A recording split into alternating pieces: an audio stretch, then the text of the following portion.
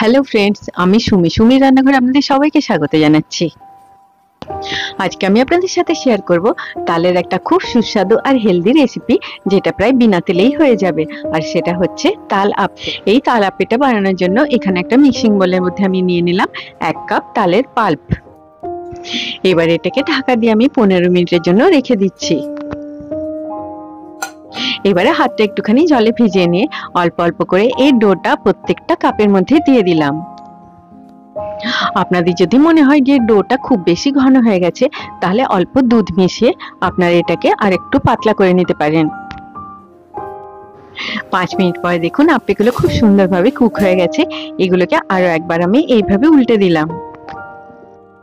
একটু বেশি হিট লাগার জন্য মাঝের আপ্পিগুলোতে দেখুন খুব সুন্দর একটা গোল্ডেন ব্রাউন কালার চলে এসেছে।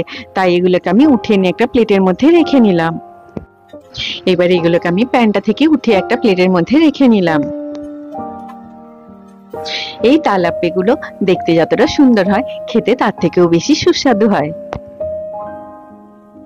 একইভাবে আমি সব আপ্পিগুলোকে বানিয়ে নিলাম।